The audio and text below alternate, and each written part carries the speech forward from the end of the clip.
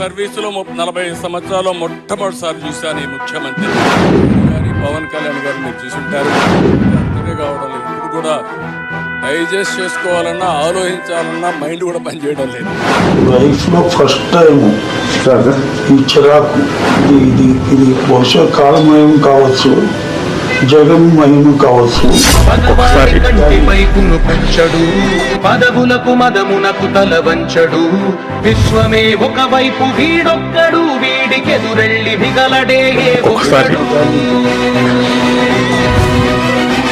శత్రువది ఎవడైన తృణప్రాయమే, ఛత్రపతి సమమైన పెను ధైర్యమే.